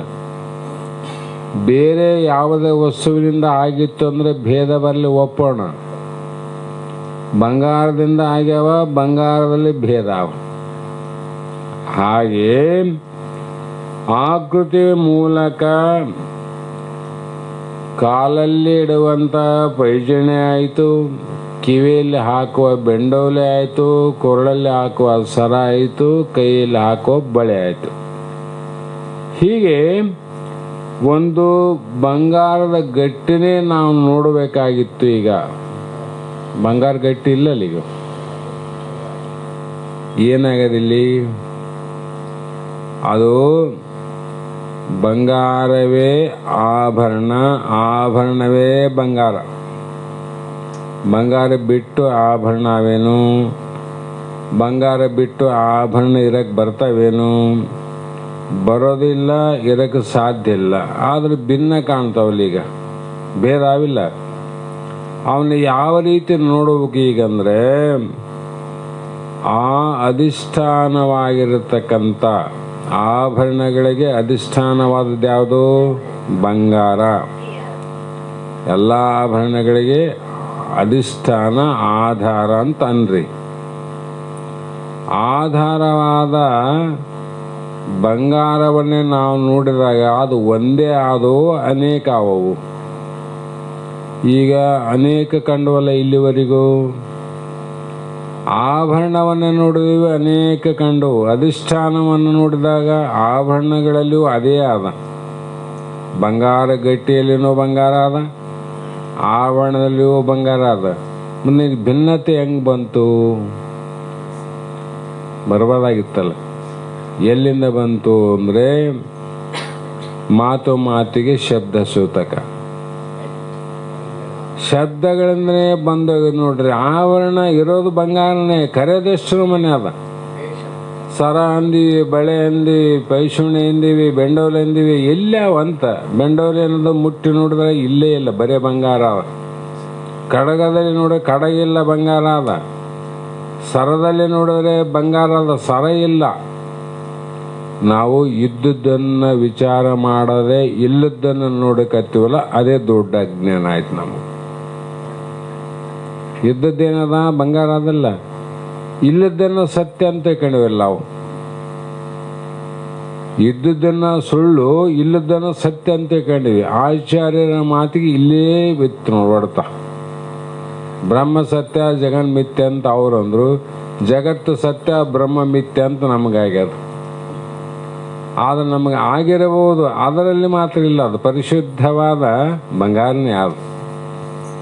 ಅದರಂತೆ ನಮ್ಮ ಚೈತನ್ಯವೇ ಅವಿದ್ಯೆಯಲ್ಲಿ ಪ್ರತಿಬಿಂಬಿಸಿ ಅಲ್ಪಜ್ಞತ್ವ ಜ್ಞಾನದಿಂದ ಕೂಡಿ ಜೀವವಾಗಿ ಕಷ್ಟವೆನಿಸಿತು. ಅಜ್ಞಾನದಲ್ಲಿ ಪ್ರತಿಬಿಂಬಿಸಿದ ಕಾರಣ ನಾನು ಅಲ್ಪಜ್ಞನಂತ ತಿಳ್ಕೊಂಡು ನಾನು ಜನನ ಮತ್ತು ಮರಣ, ಜನನ ಮರಣ ಮಧ್ಯದಲ್ಲಿ ತೋರುವ ಸಹಸ್ರಾರು, ಎಷ್ಟು ಸಹಸ್ರಾರು? 100 ಕೋಟಿಗಳುಂಟು ಶಂಕರ ಅಂದರ. ಶಂಕರ ನೋಡು ನೀನೆನ್ನ. ಆ ಪದ್ಯದಲ್ಲಿ ಜೀವನ ಎಷ್ಟು ದುಃಖಗಳನ್ನು ಹೇಳ್ತಾರಂದ್ರೆ, ಆ ದುಃಖಗಳನ್ನು ಕೇಳಿದರೆ ಜ್ಞಾನಿಗಳಿಗೆ ನಿದ್ದೆ ಬರಂಗಿಲ್ಲ. ಸಾಧಕನಿಗೂ ಸರಿಯಾಗಿ ಪುಣ್ಯದ ಫಲ ಇತ್ತರೆ ಆ ಒಂದು ಪದ್ಯನೇ ಸಾಕು ನೋಡು, ಮುಂದೆ ಹೋಗ್ಲಿಕ್ಕೆ ದಾರಿ ಆಗ್ತದ. ನಮಗೇನು ದುಃಖ ಇಲ್ಲ ಅಂತ ಕಣಿವಿಲ್ಲ, ಸಂಸಾರದಲ್ಲಿ ದುಃಖನೇ ಇಲ್ಲ ಅಂತ ತಿಳ್ಕೊಂಡು, ದುಃಖ ಆದರೂ ಕೂಡ ಅದನ್ನೇ ಸುಖ ಅಂತ, ದುಃಖವೇ ಸುಖ ಅಂತ ನಾವು ತಗೊಂಡೀವಿ. ನಮಗೇನು ಗೊತ್ತಾಗಿಲ್ಲ ಅಂತ ಅರ್ಥ ಅಲ್ಲ, ಆದರೆ ವಿಚಾರ ಆಗಿಲ್ಲ ಅಂತ. ದುಃಖವೇ ಸುಖ, ಸುಖವೇ ದುಃಖ, ಸುಖವೇ ದುಃಖ ಆಗಿದ್ದಿಲ್ಲ. ಈ ಪಾರಮಾರ್ಥ ಮಾರ್ಗದಲ್ಲಿ ಸುಖ ಆಗ್ಯದ, ಆದರೆ ಲೋಕದವರಿಗೆ ದುಃಖ ಆಗ್ಯದ ನೋಡ್ರಿ. ಎಷ್ಟು ಮಂದಿ ಕೇಳ್ತಾರೆ ವೇದಾಂತ ಶಾಸ್ತ್ರವನ್ನು? ಎಷ್ಟು ಮಂದಿ ಹೇಳ್ತಾರೆ ವೇದಾಂತ ಶಾಸ್ತ್ರವನ್ನು? ಜಗತ್ತಲ್ಲಿ ಬಹಳಷ್ಟು ಆಗ್ಯದ, ಇಲ್ಲಂತಲ್ಲ. ಎಷ್ಟು ಮಂದಿ ಸಿಗುತ್ತಾರ? ಸಂಖ್ಯೆ ಎಷ್ಟದ? 160 ಕೋಟಿ ಭಾರತ ದೇಶದ ಜನಸಂಖ್ಯೆ ಅಂದರು. ಎಷ್ಟು ಮಂದಿ ಇದನ್ನ ಕೇಳೋರಿ? ಯಾಕೆ ಕೇಳವಲ್ರು? ಅವರಿಗೆ ಹಿತ ಆಗ್ಯದ. ಅವರಿಗೆ ದುಃಖನೇ ಸುಖ ಅಂತ ಅನಿಸಿದಾಗ ಆ ಸುಖ ಬಿಟ್ಟು ದುಃಖದ ಕಡೆ ಯಾರು ಹೋಗ್ತಾರೆ ಹೇಳ್ರಿ? ಅಂದರೆ ಮೊದಲು ಏನು ಆಗ್ಬೇಕಾಗ್ಯದ ನಮ್ಗೆ? ನಿತ್ಯ ಅನಿತ್ಯ ದೋಷ ದರ್ಶನ. ಯಾವುದು ಸುಖ, ಯಾವುದು ದುಃಖ, ಯಾವುದು ನಿತ್ಯ, ಯಾವುದು ಅನಿತ್ಯ ಅಂತ ವಿಚಾರ ಮಾಡಿ ಅದರಲ್ಲಿ ಇರುವಂಥ ಏನು ಸುಖ ದುಃಖಗಳ ದರ್ಶನ ಯಾವಾಗ ನಮಗೆ ಅನುಭವಕ್ಕೆ ಬರೋದಿಲ್ಲೋ ಅಲ್ಲಿವರೆಗೂ ಸುಖದ ಕಡೆ ನಾವು ಮುಖ ಮಾಡಂಗಿಲ್ಲ. ಸುಖದಾಗ ಇಲ್ಲೇನ್ರಿ? ಸುಖದಾಗ ಅವರು, ಆದರೆ ಯಾವುದು ದುಃಖ ಅದ ಅದೇ ಸುಖ ಅಂತ ಅದ್ರಾಗಾರ ಅಷ್ಟೆ. ಯಾವುದು ದುಃಖ ಅದ ಅದೇ ಸುಖ ಅಂತ ಅದ್ರಾಗಾರ. ಯಾವಾಗ ಅದು ಬಲ ಆಯಿತು, ನಿಜವಾದ ದರ್ಶನ ನಿಮಗಾಯ್ತಂದರೆ ಆವಾಗ ಆ ದುಃಖದ ಜಾಗವನ್ನು ಬಿಟ್ಟು ಸುಖದ ದಾರಿಯನ್ನು ಹಿಡಿತದ ಮನಸ್ಸು. ದುಃಖ ಯಾರಿಗೆ? ಮನುಷ್ಯನಿಗೆ ಆಗ್ಯದೋ ಯಾವ್ದು? ಮನುಷ್ಯನಿಗೆ ಆಗ್ಯದ ದುಃಖ. ಮನುಷ್ಯನಿಗೆ ದುಃಖ ಹೇಳಕ್ ಬರಂಗಿಲ್ಲ. ಇದೇನು ದುಃಖನೇ ಇಲ್ಲ, ಸುಖನೇ ಇಲ್ಲ, ಇದು ಬರೀ ಜಡ, ಇದು ಕಲ್ಲು ಕಟ್ಟಿಗಿದ್ದಂಗೆ. ಇದರಿಗೆ ಪ್ರಾಣ ಹೋದ್ಮೇಲೆ ಕಲ್ಲು ಕಟ್ಟಿಗೆ ಪ್ರತ್ಯಕ್ಷ ಬೆಂಕಿ ಹಚ್ಚಿದ್ರು ಕೂಡ ಇಲ್ಲ, ಹ್ಞೂ ಇಲ್ಲ.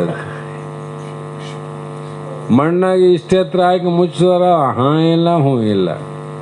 ಯಾಕೆ ಕಲ್ಲು ಅದೇನು ಹ್ಞೂ ಅಂತದೇನದು? ಅಂದರೆ ಇಲ್ಲಿ ಸುಖ ದುಃಖ ಯಾರಿಗೆ ಹೇಳಬೇಕಾಗ್ಯದ? ಮನುಷ್ಯಗೆ ಹೇಳಬೇಕಾಗ್ಯದ. ಮನಸ್ಸಿಗೆ ದೋಷ ದರ್ಶನ ಆಗೋ ಪಕ್ಕ, ಅಂದರೆ ಅದು ವಿರತಿಗೆ ಕಾರಣ ಆಗ್ತದೆ. ಮನುಷ್ಯನಿಗೆ ದೋಷ ದರ್ಶನ ಆದರೆ ವಿರತಿ ಕಾರಣ ಆಗೋದಿಲ್ಲ. ಅದು ಪಕ್ಕ ತಕ್ಕರಿ. ಮನುಷ್ಯನಿಗೆ ಅದಕ್ಕೆ ಸರ್ಪಭೂಷಣ ಆಗದು ವರ ವಿವೇಕಿಗಳೇ ಮುಕ್ತಿ ಅಂತ ಬರೆದಾರ. ಅವರಿಗೆ ವರ ವಿವೇಕ ಅಂದರು, ಬರೀ ವಿವೇಕ ಅಲ್ಲ, ಅವ್ರಿಗೂ ಆಗೋದಿಲ್ಲ ಅಂದರು. ಅಂದರೆ ಮನುಷ್ಯನಿಗೆ ಅದರ ದೋಷ ಗೊತ್ತಾಗ್ಯದ, ಅವನಿಗೆ ಮನಸ್ಸಿಗಾಗಿಲ್ಲ ಅಂತ. ಸತ್ತವ್ರ ಹೆಸರು ಕೇಳಿ ಎಷ್ಟು ಮಂದಿ ನಾವು ಮಣ್ಣಿಗೆ ಹೋಗಿಲ್ಲ? ನಮ್ಗೆ ದರ್ಶನ ಆಗಿದೆ ಅಂತರೋ ಇಲ್ಲಂತರೋ? ಇದು ಯಾರಿಗಾಗಿಲ್ಲ? ಎಲ್ಲರಿಗಾಗಿದಿಲ್ಲ, ಪಕ್ಕನ ಆಗ್ಯದ.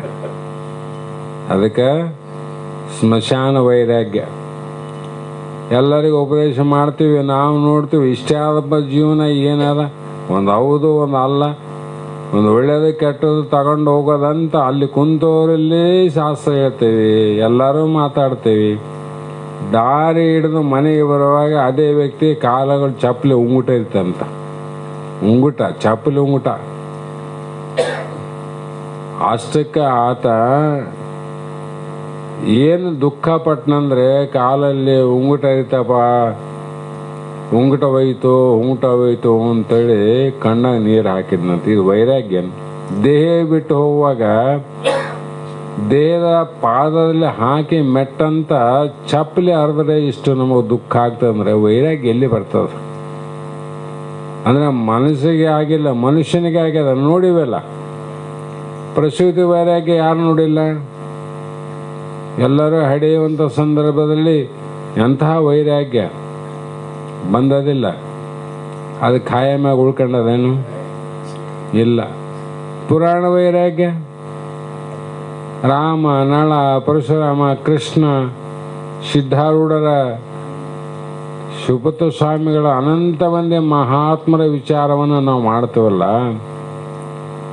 ಅದು ಪಕ್ಕ ಉಳಿದದೆ ನಮ್ಮಲ್ಲಿ. ಯಾಕಂದ್ರೆ ಮನುಷ್ಯನಿಗಾಗ್ಯದ, ಮನಸ್ಸಿಗಾಗಿಲ್ಲ. ಮನಸ್ಸಿಗೆ ಆಯಿತು ಅಂದಮೇಲೆ ಅದು ನಿಜ ವೈರಾಗ್ಯ ಆಗಿದೆ ಅಂತ ಅರ್ಥ. ಮನಸ್ಸಿಗೆ ಪರಿಣಾಮ ಆಗಬೇಕು. ಹಾಗಾಗಿ ಇದು ಮನಸ್ಸು ಏನು ಮಾಡ್ತದ? ಮನುಷ್ಯನನ್ನು ಸುಖ ದುಃಖದಲ್ಲಿ ಸುಖ ಆದಂಥ ಒತ್ತಿಟ್ಟು ತಾನು ಸುಖಕ್ಕಾಗಿ ಮತ್ತೆ ಇನ್ನೊಂದು ಕಡೆ ಹೋಗ್ತದೆ. ಒಂದ್ಸಲ ಮನೆಗೆ ಹೋಗಿ ಆಗ್ತದ, ಒಂದ್ಸಲ ಮಠದಾಗ ಆಗ್ತದ, ಒಂದ್ಸಲ ಸಂಬಂಧಿಕರೆಲ್ಲ ಆಗ್ತದ, ಒಂದ್ಸಲ ವೈರಿಗಳೆಲ್ಲ ಆಗ್ತದ, ಒಂದ್ಸಲ ಧನ ಕನಕಾದಿಗಳೆಲ್ಲ ಆಗ್ತದ. ಅನಂತ ರೀತಿ ವಸ್ತುಗಳಲ್ಲಿ ಒತ್ತಿಡ್ತದೆ ದೇಹವನ್ನು. ದೇಹವನ್ನು ಆಳೋದು ಮನಸ್ಸು ನೋಡ್ರಿ. ಒತ್ತಿಟ್ಟದಲ್ಲ ಮನ ಸಂಸಾರದಾಗ ಒತ್ತಿಟ್ಟದ. ಯಾಕಂದರೆ ನೀನು ದುಡಿಯವನು, ನೀ ದುಡ್ಕಂತಿರು, ನಾನು ಹಿಂಗೆ ತಿರುಗಾಡ್ಕಂತಿರ್ತಂಥದ್ದು. ಯಾಕಂದ್ರೆ ಮನಸ್ಸು ಚಂಚಲ. ಅದು ಮನುಷ್ಯ ಇದ್ದಲ್ಲೇ ಮನಸ್ಸು ಇರ್ತದೆ ಅಂತ ಗ್ಯಾರಂಟಿ ಇಲ್ಲ. ಗ್ಯಾರಂಟಿ ಇಲ್ಲೇ ಇಲ್ಲ ಅಂತ ತಗೋಬೇಕು. ಮೊದಲೇ ಹೇಳ್ಯಾರ ಅವ್ರು ಮಹಾತ್ಮ. ಅದು ಸ್ವಭಾವ ಏನದ, ಗಾಳಿ ಸ್ವಭಾವ. ಗಾಳಿ ಹುಟ್ಟದ, ಗಾಳಿ ಸ್ವಭಾವ. ಹಾಗಾಗಿ ಇಲ್ಲಿ ಕೂಡ ಈ ರೀತಿಯಾಗಿ ಈಶ್ವರನಾಗಿ ಉತ್ಕೃಷ್ಟವೆನಿಸಿ, ನಾವು ಅಲ್ಪಜ್ಞ ಆದ ಕಾರಣ ಏನಂದರೆ ಅಜ್ಞಾನ ಕಾರಣ ಆಯ್ತಲ್ಲ. ಅಜ್ಞಾನ ಯಾವುದು ನಿವೃತ್ತಿ ಆಗ್ತದ? ಜ್ಞಾನದಿಂದನೇ ಆಗ್ತದ. ಆ ಕಾರಣ ಈ ಎರಡೂ ಉಪಾಧಿಗಳನ್ನು ತೆಗೆಯಲು, ಏನು ಜೀವನ ಉಪಾಧಿ, ಶಿವನ ಉಪಾಧಿಯನ್ನು ಎರಡು ತೆಗೆದಾಗ ಅಲ್ಲಿ ಏನು ಉಳಿತು? ನಿರುಪಾಧಿಕವಾದ ಬ್ರಹ್ಮ ಒಂದೇ ಉಳಿತು. ಇಷ್ಟೆಲ್ಲ ತಿಳ್ಕೊಂಡಲ್ಲ, ಎದಕ್ಕೆ ತಿಳ್ಕೊಂಡೆ ಅಂತ, ಲೆಕ್ಕ ಮಾಡಕ್ಕೆ ತಿಳ್ಕೊಂಡು, ಗಣಿತ ಮಾಡಕ್ಕೆ ತಿಳ್ಕೊಂಡು, ಎದಕ್ಕಂತ ಇಷ್ಟೆಲ್ಲ ವಿಚಾರ ಮಾಡಿದ್ದು. ಅದೇನು ನಿರುಪಾಧಿಕ ಬ್ರಹ್ಮ ಉಳಿದಲ್ಲ, ಅದೇ ನನ್ನ ನಿಜ ಸ್ವರೂಪ ಅಂತ ದೃಢ ಮಾಡಿಕೋ ಅಂತ ಕೇಳೋದಕ್ಕಷ್ಟೆ. ಅದು ನಾನಂತ ಏಕತಾವಕಲ್ಲ, ಐಕ್ಯತೆ. ಹಾಗಾಗಿ ಹೀಗೆ ತಿಳಿಯುವುದೇ ತನ್ನ ನಿಜ ಸ್ವರೂಪದಲ್ಲಿ ಕೂಡುವಿಕೆಯು, ಇದೇ ಪುರುಷಾರ್ಥವು. ಇದಕ್ಕೇನಂದ್ರು ಪುರುಷಾರ್ಥ. ಎರಡನೆಯದು ಯಾವುದು ಇಲ್ಲ, ಅಲ್ಲಿ ದ್ವೈತ ಅನ್ನೋದು ಮತ್ತೊಂದು ಇಲ್ಲ. ದ್ವೈತಮದು ಮತ್ತೊಂದು ಇಲ್ಲ. ಬಂಗಾರದಲ್ಲಿ ಮತ್ತೊಂದು ಏನಾದೇನು? ಬಂಗಾರನಾದ. ಕೊಡದಲ್ಲಿ ಮಣ್ಣು ಬಿಟ್ಟು ಮತ್ತೊಂದು ಏನಾದೇನು? ಮಣ್ಣೇ ಆದ. ಅದರಂತೆ ಜಗತ್ತಿನಲ್ಲಿ ನಿನ್ನ ಬಿಟ್ಟು ಏನೇನು ಆದೇನು? ಏನೂ ಇಲ್ಲ. ಹೀಗೆ ಅರ್ಥವಾದ ಪರ, ಉಪಾಸನ ಪರ, ಸ್ತುತಿ ಪರ, ಅಂಶಿ, ಕಾರ್ಯಕಾರಣ ಮೊದಲಾದ ಭೇದ ರೂಪ ವಿಕಲ್ಪಗಳನ್ನು ಮಾಡಬಹುದು. ಇವೆಲ್ಲ ಅನುಭವ ಸಾರದಲ್ಲಿ ಕೇಳಿರಿ. ಮತ್ತು ಪರಮಾನುಭವ ಬೋಧೆಯಲ್ಲಿ ಕೇಳಿವಿ. ಇಲ್ಲಿ ಯಾವುದು ಪರವಾದ ವಾಕ್ಯ ಇಲ್ಲ. ಈಗ ಯಾಕಂದರೆ ಇದು ಸಿದ್ಧಾರ್ಥ ವಾಕ್ಯ ಅಂತ. ಇದ್ದಕ್ಕೆ ಇದ್ದಂಗೆ ಭಗವಂತ ಹೇಳಿದ ಮಾತುವಿನ ಯಾರ ಪರವಾಗಿನಲ್ಲ, ಯಾರನ್ನ ಮೆಚ್ಚಿಸೋಕಲ್ಲ, ಯಾರನ್ನ ಪ್ರೀತಿಸೋಕಲ್ಲ, ಯಾವುದನ್ನು ನಿಂದೆ ಮಾಡೋಕ್ಕಲ್ಲ. ಇದು ಅಭೇದ ರೂಪ. ಅದಕ್ಕಾಗಿ ಭೇದ ಕಲ್ಪನೆಗಳನ್ನು ಇಲ್ಲಿ ಮಾಡಬಾರ್ದು ಅಂದರು. ಅದಕ್ಕೆ ಬಹಳ ಸಲ ಹೇಳೇವಲ್ಲ, ಸೊಟ್ಟಾಕಳ ಬಟ್ಟಾಕಳ ಅಂತಿದ್ರು ಕೂಡ ಬಣ್ಣ ಕರಿದಾದ ಬಿಳಿದಾದ, ಒಂದಕ್ಕೆ ಬಾಲ ಕತ್ತರಿಸದ, ಬಾಲ ಉದ್ದಾದ, ಒಂದು ಭುಜ ಎತ್ತರ ಅದ, ಭುಜ ಸಣ್ಣದಾದ. ಆಕಳಕ್ಕೆ ನಾನಾ ರೂಪ ಭೇದ ಅವ. ಆದ್ರೆ ಎರಡು ಆಕಳಲ್ಲಿ ಇರುವಂಥ ಅಭೇದ ರೂಪ ಹಾಲಾದಲ್ಲ, ಹಾಲು ಒಂದೇ ಆಯಿತು, ಎರಡಾವ. ಸೊಟ್ಟ ಆಕಳದ ಹಾಲು ಬೇರೆ, ಭಟ್ಟ ಆಕಳದ ಹಾಲು ಬೇರೆ ಅಂತ ಎರಡು ರೀತಿ ಅವನಲ್ಲಿ ಇರೋದು. ಒಂದೇ ಏಕರೂಪವಾದ ಹಾಲು ಒಂದು ಬಿಟ್ಟು ಮತ್ತೊಂದಲ್ಲಿ ಸೊಟ್ಟಿಲ್ಲ, ಬಟ್ಟಿಲ್ಲ, ಕರಿ ಇಲ್ಲ, ಕೆಂಪಿಲ್ಲ, ಎತ್ತರಿಲ್ಲ, ಗಿಡ್ಡಿಲ್ಲ, ಬಾಲಿಲ್ಲ, ಬೂತಿಲೇನಿಲ್ಲ. ಅದ್ರ ಒಳಗಿಂದ ಬಂದದ್ದು ಏಕರಸ ರೂಪದ ಹಾಲೇನದ ಒಂದೇ ಆದಿಲ್ಲ. ಅದೇ ನೋಡು ಆತ್ಮ. ಅದಕ್ಕೆ ಜಗತ್ತಿನಲ್ಲಿ ಇರುವಂಥ 84 ಲಕ್ಷ ಜೀವರಾಶಿಗಳಿಗೆ ನಾವ ದೇಹಗಳು ಭಿನ್ನಾವ. ಇರುವೆಯಿಂದ ಆನೆಯ ಪರ್ಯಂತರವಾಗಿ, ಮಾನವನಿಂದ ಮಹಾದೇವರ ಪರ್ಯಂತರವಾಗಿ ಎಲ್ಲ ದೇಹನೂ ಬೇರೆ ಅವ, ಅವುಗಳ ಆಕಾರನೂ ಬೇರೆ ಅವ, ಅವುಗಳ ರೂಪವು ಬೇರೆ ಅವ, ಅವರ ಭೋಗಗಳು ಬೇರೆ ಅವ, ಕ್ರಿಯೆಗಳು ಬೇರೆ ಅವಿಲ್ಲ. ಆದರೆ ಎಲ್ಲ ದೇಹದ ಒಳಗೆ ಇರುವಂಥ ಆತ್ಮ ಏನದ, ಅದು ಹಾಲಿದ್ದಂಗೆ ಅದು ಒಂದೇ ಆದಂತ ಅದು ತಿಳ್ಕೋಬೇಕು. ಈ ರೀತಿ ಶಿಷ್ಯನಾದವನು ಹಸಿ ಪದದ ಅರ್ಥವನ್ನು ವಿವೇಕದಿಂದ ಬೇರ್ಪಡಿಸ್ಬೇಕಂದ್ರು. ಮೊದಲು ಹೇಳಿದ್ನಲ್ಲ, ಖಡ್ಗದಿಂದ ಬೇರ್ಪಡಿಸೋದಲ್ಲ, ಆಯುಧದಿಂದಲ್ಲ, ಬಂದೂಕಿನಿಂದಲ್ಲ, ಬಾಣಗಳಿಂದಲ್ಲ, ಇದು ವಿವೇಕದಿಂದ.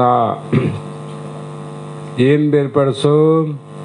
ಆತ್ಮವನ್ನು ಬೇರ್ಪಡಿಸಿ, ಆತ್ಮ ಯಾವುದು, ಅನಾತ್ಮ ಯಾವುದು, ಇರೋದು ಯಾವುದು, ಹೋಗೋದು ಯಾವುದು, ಬಂದದ್ದು ಯಾವುದು, ಹೋದದ್ದು ಯಾವುದು ವಿಚಾರಿಸಿ ಎಲ್ಲವನ್ನು ತಿಳಿಬೇಕು. ದೇಹ ಮೊದಲುಗೊಂಡು ಅಲ್ಲಿ ಇರುವಂಥ ಇಂದ್ರಿಯಾದಿಗಳನ್ನು ಸಹಿತವಾಗಿ ತಿಳ್ಕೊಂಡು ಆಯಾ ಜೀವಿಗಳಲ್ಲಿ ಇರುವಂಥ ಅಂತರಂಗದ ಮನ, ಬುದ್ಧಿ, ಚಿತ್ತ ತತ್ವಗಳನ್ನು ತಿಳಿಬೇಕಿಲ್ಲಿ. ಮನುಷ್ಯನ ತತ್ವಗಳು ಬೇರೆ, ಜಾಗೃತ ತತ್ವಗಳು ಬೇರೆ, ಸ್ವಪ್ನದ ತತ್ವಗಳು ಬೇರೆ, ಸುಷುಪ್ತಿಯ ತತ್ವಗಳು ಬೇರೆ, ಮತ್ತು ಎಲ್ಲ ಪ್ರಪಂಚದ ಜೀವಿಗಳ ಅವಸ್ಥೆಗಳು ಬೇರೆ. ಜಾಗ್ರಾವಸ್ಥೆ, ಸ್ವಪ್ನಾವಸ್ಥೆ, ನಿದ್ರಾವಸ್ಥೆ, ಇವೆಲ್ಲ ಬೇರೆ ಬೇರೆ ಅವಿಲ್ಲ. ಇದ್ದು ಕೂಡ ಅವುಗಳೆಲ್ಲವೂ ತಿಳಿ ವಿಚಾರ ಮಾಡು. ಅವು ಅನಾತ್ಮನೋ ಆತ್ಮನೋ? ಅನಾತ್ಮ. ಕಾರಣ ಅಂದರೆ ಪಂಚಮಭೂತದ ಪಂಚೀಕೃತಗೊಂಡು ತತ್ವಗಳಿಂದ ತೋರುವಂಥ ಉಪಾಧಿಗಳವೆಲ್ಲ. ಪಂಚಮಭೂತನೇ ಬೇರೆ, ಪಂಚಲಕ್ಷಣದ ಸಚ್ಚಿದಾನಂದ ಸ್ವರೂಪನೇ ಬೇರೆ. ನಾನು ಸಚ್ಚಿದಾನಂದ ಸ್ವರೂಪನಿದ್ದೀನಿ, ಹೌದಿಲ್ಲ? ಈ ಪಂಚಭೂತಗಳ ಸ್ವರೂಪ ನಾನಲ್ಲ ಅಂದಾಗ, ದೇಹವೇ ನಾನು ಅಲ್ಲ ಅಂದಾಗ, ದೇಹದ ಎಲ್ಲ ತತ್ವಗಳು ನಾನಲ್ಲ. ತತ್ವಗಳು ನೀನು ಅಲ್ಲದಿದ್ರೂ ಕೂಡ ತತ್ವದ ಒಳಗೆ ಹೆಂಗೆ ಇದ್ದಿ? ಮತ್ತು ನಿನಗೆ ತತ್ವಕ್ಕೆ ಏನನ್ನಾದರೆ ನಿನಗೆ ಆಗ್ತದಲ್ಲ ಅಂದರೆ ಅದು ಆಗೋದಿಲ್ಲ ಅಂತ. ಯಾಕಂದ್ರೆ ಭಾಳ ಸಲ ಹೇಳ್ತೀನಲ್ಲ, ಮನೆಯೊಳಗೆ ಇದ್ದು ಮನೆಗೆ ಆಧಾರವಾಗಿ ಮನೆಯ ಸೋಂಕದ ಇರೋ ಪರಿ ನೋಡ.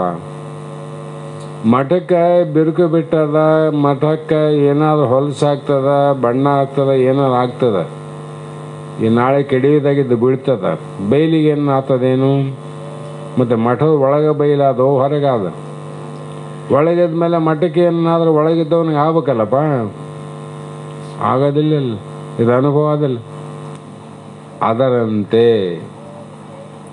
ಆತ್ಮ ಹೇಗಿದೆ ಅಂದರೆ, ದೇಹದ ಒಳಗೆ ಇದ್ದು ದೇಹಕ್ಕೆ ಆಧಾರವಾಗಿ, ದೇಹಕ್ಕೆ ಸೋಂಕದ ಅಂದರೆ ಅಸಂಗನಾಗಿ ಇರುವ ಪರಿ ನೋಡ. ಅಲ್ಲಿವರೆಗೂ ಹೋಗಿ ವಿಚಾರ ಮಾಡಬೇಕು. ಅಲ್ಲಿವರೆಗೂ ನಾವು ಅನುಭವದಿಂದ ಹೋಗಿ ವಿಚಾರ ಮಾಡಬೇಕು.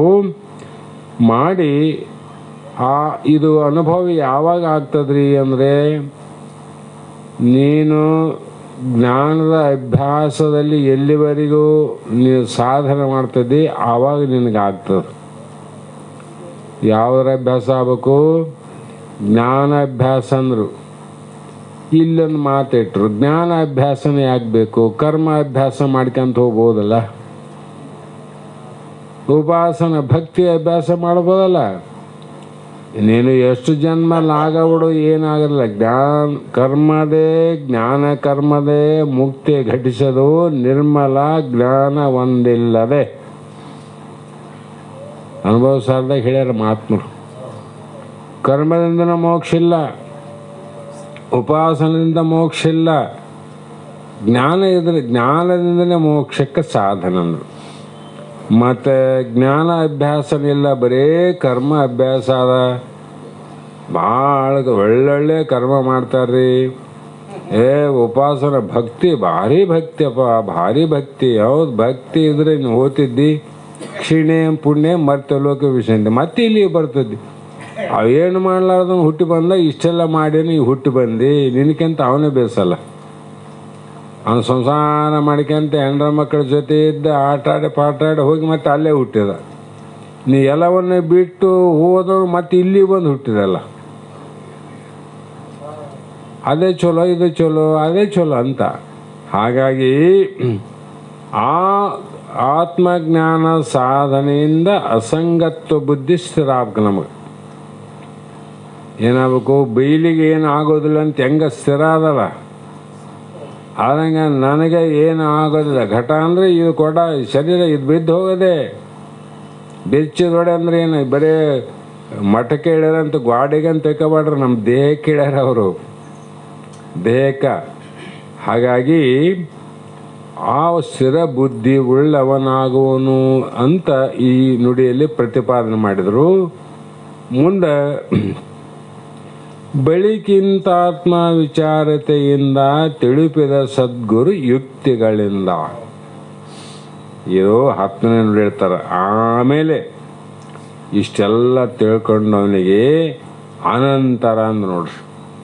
ಆಮೇಲೆ ಏನಾಯ್ತು, ಆತ್ಮನ ಸ್ವರೂಪದ ವಿಚಾರತೆಯಿಂದ, ಬೆಳಕಿಂತ ಆತ್ಮವಿಚಾರತೆಯಿಂದ ಸದ್ಗುರು ಏನು ಮಾಡ್ಬೇಕಲ್ಲಿ, ಬರೀ ಆತ್ಮವಿಚಾರ ಅಷ್ಟೇ ಹೇಳ್ಕೊಂತ ಹೋಗ್ಬೇಕು ಶಿಷ್ಯನಿಗೆ.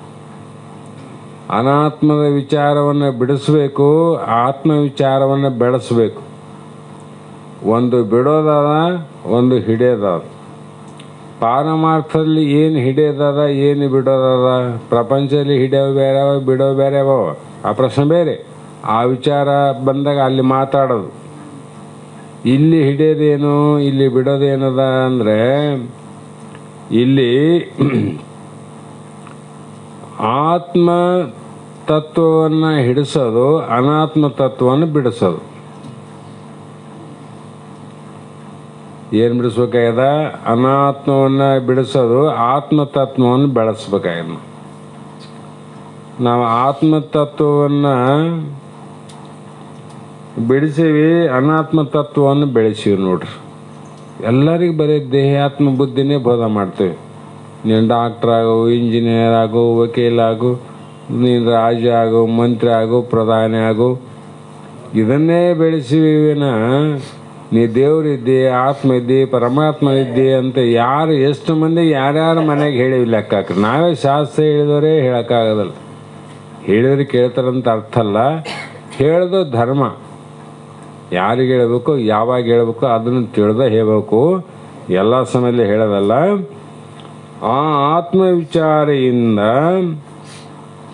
ಸದ್ಗುರು ಯುಕ್ತಿಗಳಿಂದ, ಇಲ್ಲಿ ಭಾಳ ಸಮಸ್ಯೆ ಅಂದರು. ಏನು ಸಮಸ್ಯೆ ಅದ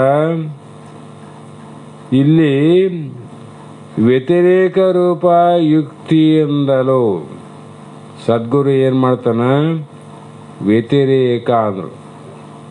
ಅಂದರೆ ಭಿನ್ನ ಲಕ್ಷಣ ಅಂತ. ಆತ್ಮನ ಲಕ್ಷಣ ಅನಾತ್ಮನಲ್ಲಿಲ್ಲ, ಅನಾತ್ಮನ ಲಕ್ಷಣ ಆತ್ಮನಲ್ಲಿಲ್ಲ. ಅವೇನು, ಬೈಲು ಈ ಮಠದಲ್ಲಿ ಗೋಡೆ ಅದೇನು, ಮಠದ ಒಳಗಿಲ್ಲ ಗೋಡೆ, ಗೋಡೆ ಒಳಗ ಏನದ, ಮಠ ಅದಂತ. ಹೀಗೆ ದೇಹ, ಇಂದ್ರಿಯ, ಮನಬುದ್ಧಿ, ಅಹಂಕಾರ ಮೊದಲಾದ ಅನಾತ್ಮ ವಸ್ತುಗಳು ಎಲ್ಲಿಂದ ಪ್ರಾರಂಭ ಆಗ್ತದ, ದೇಹ, ಮನ, ಬುದ್ಧಿ, ಅಹಂಕಾರ ಮೊದಲಾದಂದ್ರೆ 25 ತತ್ವಗಳು. ಇವೆಲ್ಲ ಅನಾತ್ಮ ವಸ್ತುಗಳು, ಆತ್ಮ ಅಲ್ಲ. ಯಾಕಂದರೆ ಸ್ವಯಂ ಪ್ರಕಾಶ ರೂಪನಾದ ಆತ್ಮನಿಗಿಂತಲೂ ಬೇರೆಯಾಗ್ಯಾವ. ಸ್ವಯಂ ಪ್ರಕಾಶ ಆತ್ಮನಿಗಿಂತಲೂ ಬೇರೆ ಅವಿಲ್ಲಿವು. ಯಾಕೆ ಬೇರೆ ಅದವು, ಇವು ತಿಳಿಸ್ಕೊಂತಾವ, ಅವ ಆತ್ಮ ತಿಳಿತಾರ. ತಿಳಿಯುವವನು ಸತ್ಯ, ತಿಳಿಸಿಕೊಂಬುವುದು ಮಿಥ್ಯ. ಯಾವುದು ತಿಳಿಸಿಕೊಂತದ ಅಂದರೆ ಅಲ್ಲಿ ದೃಶ್ಯ ಇರ್ತದೆ. ದೃಶ್ಯ ಏನಾದರೂ ಒಂದು ಲಕ್ಷಣ ಇರ್ತಾವೆ. ಮನುಷ್ಯಗೊಂದು ಲಕ್ಷಣ ಅದಿಲ್ಲ, ಸಂಕಲ್ಪ ವಿಕಲ್ಪ ಲಕ್ಷಣ ಅದ, ಬುದ್ಧಿಗೆ ಲಕ್ಷಣ ನಿಶ್ಚಯ ನಿರ್ಣಯ ಅದ, ಅಹಂಕಾರಕ್ಕೆ ನಾನು ನನ್ನದನ್ನುವ ಲಕ್ಷಣ ಅದ. ಆದಿಲ್ಲ. ಮತ್ತು ಈ ಲಕ್ಷಣ ನೀವು ತಿಳಿತಿದ್ದೋ ಇಲ್ಲೋ? ಮತ್ತು ತಿಳಿಯವನು ಮನ ಬುದ್ಧಿ ಚಿತ್ತ ಹೆಂಗಾತಿದ್ ನೀನು? ಆಗೋದಿಲ್ಲಲ್ಲ. ಆ ಕಾರಣದಿಂದ ತನ್ನಿಂದ ತಿಳಿಸಿಕೊಳ್ಳುವುದೂರೆಂದರೆ ಘಟಾದಷ್ಟ ಘಟ ಅಭಿನ್ನ. ಕೊಡವನ್ನು ತಿಳಿಯುವವನಿಗಿಂತ ಕೊಡ ಬೇರೆಯಾಗಿರುವುದೇ ವಿನ ತಿಳಿಯುವವನು ಕೂಡ ಆಗೋದಿಲ್ಲ ಅಂತ. ಕೊಡವನ್ನ ನಾನು ನೋಡ್ತೀನಿ ಅಂದ್ರೆ ನಾ ಬ್ಯಾರೆ ಇದ್ರೆ ಕೊಡ ನೋಡ್ತಾನೋ, ಕೊಡ ನಾನಾಗಿದ್ರೆ ನೋಡಕ್ ಬರ್ತತ್ತೋ. ಕೊಡೋದಕ್ಕಿಂತ ಬೇರೆ ಇದ್ದಿಲ್ಲ. ಮತ್ತು ದೇಹ ಅನ್ನೋದೊಂದು ಕೊಡ ಅದ, ಇದು ನೋಡ್ತಿದ್ದಲ್ಲ ನೀನು. ನೋಡ್ತಿದ್ದಂದಮೇಲೆ ನೀ ಬ್ಯಾರೆ ಇರಬೇಕಲ್ಲಪ್ಪ. ಈ ರೀತಿ ಸದ್ಗುರುಗಳು ಯುಕ್ತಿಗಳಿಂದ ಅಂದರೆ ಅನಂತ ದೃಷ್ಟಾಂತಗಳಿಂದ ದೇಹವೇ ತಾನು ಅಲ್ಲ ಎಂಬುದು ಸಿದ್ಧ ಮಾಡಿಸಿ, ಅವನಿಗೆ ಹೇಳಿ ಹೇಳಿ ಅನಂತ ಪ್ರಮಾಣದಿಂದ ಸಿದ್ಧ ಮಾಡಿ, ಅನಾತ್ಮ ಪದಾರ್ಥಗಳನ್ನು ಅವುಗಳ ಧರ್ಮವನ್ನು ಯಾವತ್ತೂ ಪ್ರಕಾಶ ಮಾಡುತ್ತಾನೆಯೇ ಅವನೇ ತಾನಿರುವನು.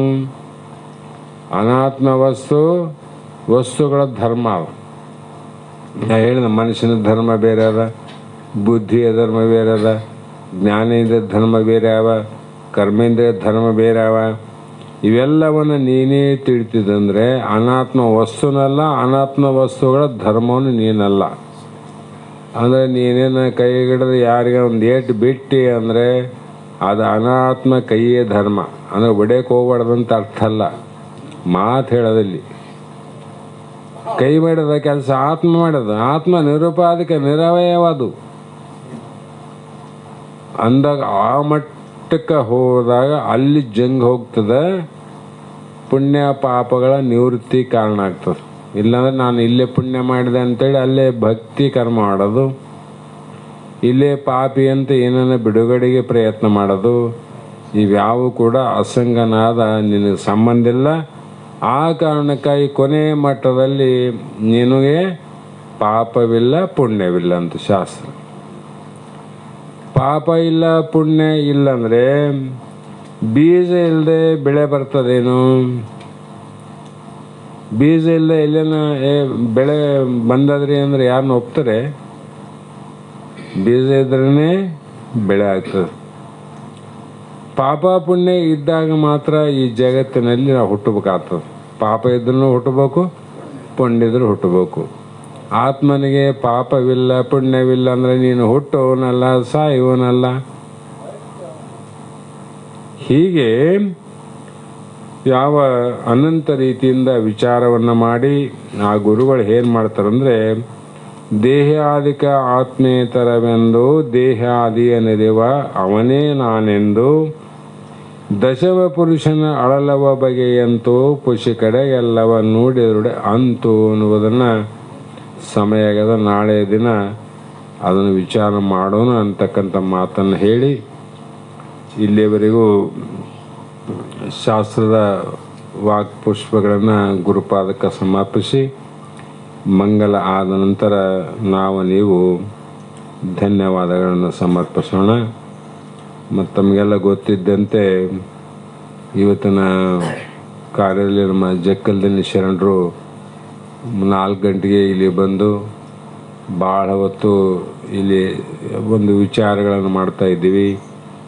ಆವಾಗ ಅವರಿಗೆ ಒಟ್ಟು ಶರಣರ ಶಾಸ್ತ್ರದ ಸತ್ಸಂಗದ ಸಜ್ಜನರ ಸಹವಾಸದಲ್ಲಿ ಒಡನಾಡುವಂಥ ಅಪೇಕ್ಷೆ ಈಗಿಂದೆಲ್ಲ ಸುಮಾರು ವರ್ಷಗಳ ಚಿಕ್ಕಂದಿನಿಂದ ಅವರಿಗೆ ಪಡೆದುಕೊಂಡು ಬಂದಂಥ ಒಂದು ದೈವದತ್ತ ಕೊಡುಗೆ. ಅವರಿಗೂ ಕೂಡ ನಮ್ಮ ವೇದಾಂತ ಬೆಳಗದ ವತಿಯಿಂದ ಶುಭವನ್ನು ಆರಿಸಿ ಮಂಗಲವನ್ನು ಹೇಳ್ರಿ. ಮಂಗಲಂ ಶಿವಪುತ್ರ ಶಿವಯೋಗಿ ಮಹಾರಾಜ ಯೋಗಿ ತುಂಗಮೈ ಮಾರೂಢ ಗುರುವಾಗಿ. ಮಂಗಲಂ ಶಿವಪುತ್ರ ಶಿವಯೋಗಿ ಮಹಾರಾಜ ಯೋಗಿ ತುಂಗಮೈ ಮಾರೂಢ ಗುರುವಾಗಿ. ಮಂಗಲಂ ಶಿವಪುತ್ರ ಶಿವಯೋಗಿ ಮಹಾರಾಜ ಯೋಗಿ ತುಂಗಮೈ ಮಾರೂಢ ಗುರುವಾಗಿ. ಮಂಗಲಂ ಶಿವಪುತ್ರ ಶಿವಯೋಗಿ ಮಹಾರಾಜ ಯೋಗಿ ತುಂಗಮೈ ಮಾರೂಢ ಗುರುವಾಗಿ. ಅಂಗಲಿಂಗವೇ ಆಯ್ತು ನಿನ್ನಯ ಸಂಘದಿಂದಲೇ ಸೇವೆಗೈದು ಭಂಗವಾಯಿತು ಎನ್ನ ಮೋಹವು ಮಂಗಲಾಯಿತು ಎನ್ನ ಮನವು ಮಂಗಲಂ ಶಿವಪುತ್ರ ಶಿವಯೋಗಿ ಮಹಾರಾಜ ಯೋಗಿ ತುಂಗಮೈ ಮಾರುಡ ಗುರುವಾಗಿ ನೀನು ಜನಿಸಿದಿ ಗರಗಪುರದೊಳಗೆ ಮಾತಾಯಿಯೊಳಗೆ ತನ್ನ ತಿಳಿಯುವ ಆಸೆ ಮನದೊಳಗೆ ನೀನು ಜನಸಿದಿ ಗರಗಪುರದೊಳಗೆ ಮಾತಾಯೆಯೊಳಗೆ ತನ್ನ ತಿಳಿಯುವ ಆಶ ಮನದೊಳಗೆ ಮನದ ಮೈಲಿಗೆ ಕಳೆದು ಹೋಗಲು ನಾನು ಎನ್ನುವ ಅರ್ಥ ಬರೆಯಲು ಬಾನು ತೆರದಿ ಒಳೆವ ಸದ್ಗುರು ಸಿದ್ಧ ಗುರುವಿನ ಪಾದ ಪಿಡಿದೆ ಮಂಗಲಂ ಶಿವಪುತ್ರ ಶಿವಯೋಗಿ ಮಹಾರಾಜ ಯೋಗಿ ತುಂಗಮೈ ಮಾರುಡ ಗುರುವಾಗಿ ಬ್ರಹ್ಮನಿರುವನು ಜಗದ ತುಂಬೆಲ್ಲ ಅವನಿಲ್ಲದಿಲ್ಲ ಅಮ್ಮು ನಡೆಯದೆ ತಿಳಿವ ಕಳವಲ್ಲ ಬ್ರಹ್ಮನಿರುವನು ಜಗದ ತುಂಬೆಲ್ಲ ಅವನಿಲ್ಲದಿಲ್ಲ ಅಮ್ಮು ನಡೆಯದೆ ತಿಳಿವ ಕಳವಲ್ಲ ಮನಾಗದು ತನಗೆ ಮುಕ್ತಿಯ ನೆಂಬಿಸುತಿ ಗುರು ಶಾಸ್ತ್ರ ಯುಕ್ತಿಯೋ ಬೊಮ್ಮನರೆದು ಧನ್ಯರಾದೆ ನಮ್ಮ ಗುರು ಶಿವಪುತ್ರ ದಯದಿ ಮಂಗಲಂ ಶಿವಪುತ್ರ ಶಿವಯೋಗಿ ಮಹಾರಾಜ ಯೋಗಿ ತುಂಗಮೈ ಮಾರುಡ ಗುರುವಾಗಿ ತುಂಗಮೈ ಮಾರುಡ ಗುರುವಾಗಿ ಶ್ರೀಮದ್ ಜಗದ್ಗುರು ಸಿದ್ಧಾರೂಢ ಮಹಾರಾಜ್ ಕಿ ಜೈ ಶ್ರೀ ಸದ್ಗುರು ಶಿವಪುತ್ರ ಸ್ವಾಮಿ ಮಹಾರಾಜ್ ಕಿ ಜೈ ಶ್ರೀ ಸದ್ಗುರು ಬಸವಾನಂದ ಸ್ವಾಮಿ ಮಹಾರಾಜ್ ಕಿ ಜೈ श्री सद्गुरु अभिनंदन स्वामी महाराज की